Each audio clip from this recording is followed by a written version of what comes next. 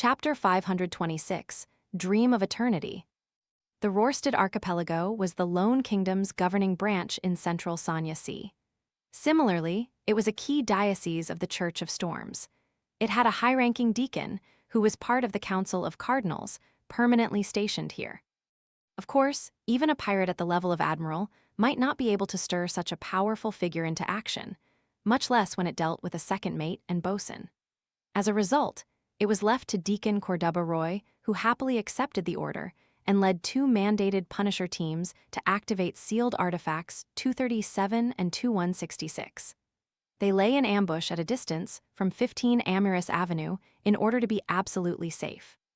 From Cordoba Roy's perspective, a team of mandated Punishers with two sealed artifacts was enough to deal with the group of pirates consisting of Steel and Blazing Danets, but the latter's intention of keeping an eye of his pursuers' whereabouts caused him to worry.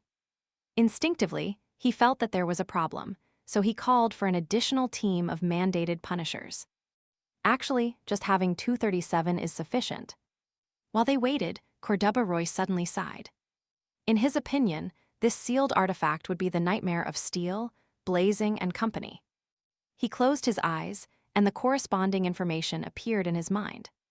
Number 37. Name, Dream of Eternity. Danger grade, too dangerous. It has to be used with care and moderation.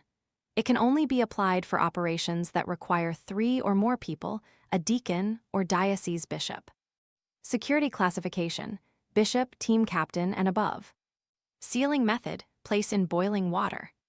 Description, it has the appearance of a heart. It's black in color, feels ice cold to the touch, and is filled with holes, often making a sound like a flute. This item originates from a primitive tribe in West Balem of the southern continent. They have spirit warlocks as their leaders and are nocturnal. A lone army company conquered the tribe, received the object they revered on the altar, and in the week that followed, there were cases of soldiers acting abnormally, going mad, committing suicide, and so on. Research shows that as long as one comes into contact with this item, they will enter a long dream. If not woken up by someone else, one will forever remain in that illusory world. On the surface, they would appear frustrated, fearful, and confused. One's mental and biological states will gradually change. The researchers who were awakened were still unable to tell the difference between reality and dreams for a long time, which led to a series of tragic events, including, but not limited to, expressing love to their superiors, kissing the mouth of a venomous snake, suffering from depression, undressing and running naked, and attempting to bathe in boiling water. If they weren't transferred to another city, the only possible outcomes would be madness and suicide. This item can be used, causing all creatures within the target's surroundings to fall into the same dream. The user can choose the target to a certain extent and excluded companions. The effective radius is a maximum of 50 meters. Beyond that would burden the user tremendously, dealing severe mental damage.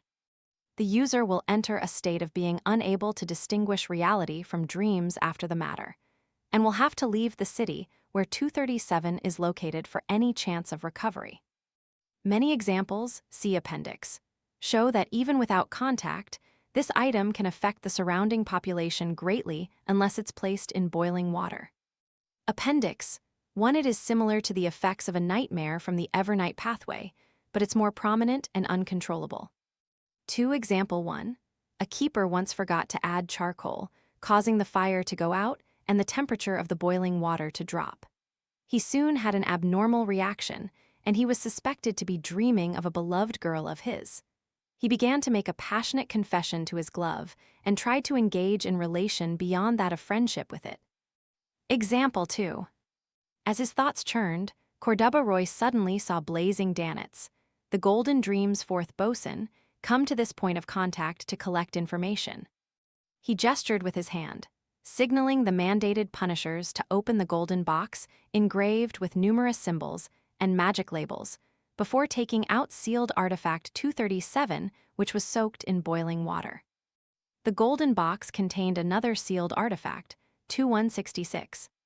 It could maintain the original temperatures of the objects inside, and to a certain extent, it could change the weather, producing sun-holy water rain.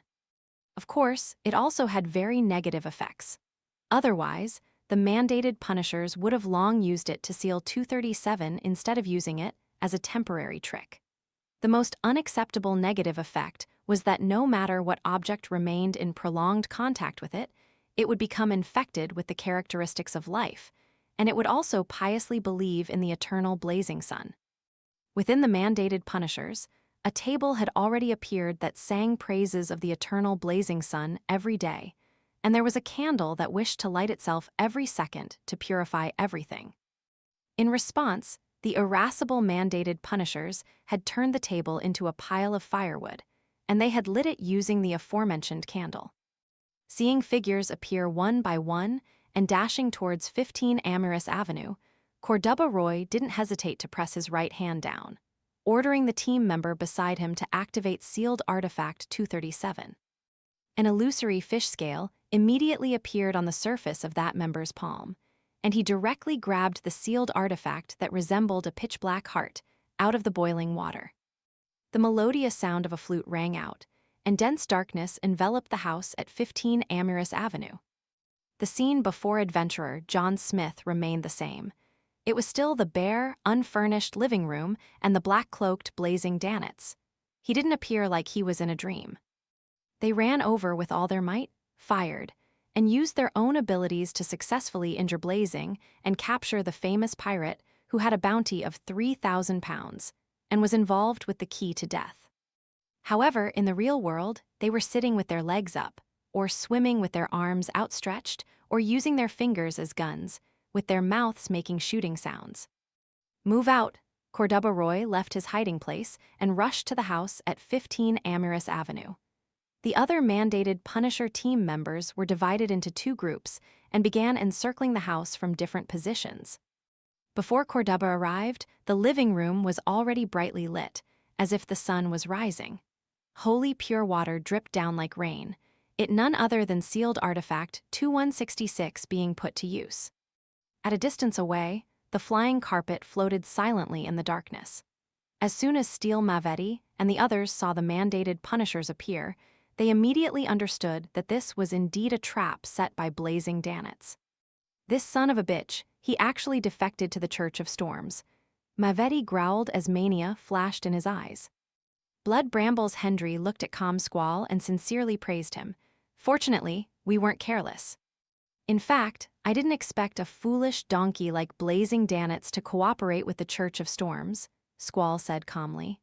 Perhaps the injured him was already captured by the mandated punishers, and he had no choice but to cooperate with them.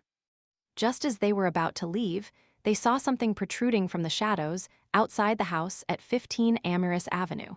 Something was sticking to the ground and quickly moving away. Blazing, Steel Mavetti recalled the scenes of his failed ambush. Danitz, Hendry also recognized the man who had tried to escape with his magical powers. Squall was taken aback for a moment before coming to a realization. Either Blazing Danitz wishes to use this opportunity to escape the mandated Punisher's control, or he has other traps to use against us. However, for some reason, the mandated Punishers were attracted, so he had no choice but to give up and flee. Regardless, this is an opportunity. Blood Brambles Hendry glanced at the mandated Punishers who had stormed the house. As long as we seize this minute, we'll be able to kill and take away Blazing under the noses of the mandated Punishers.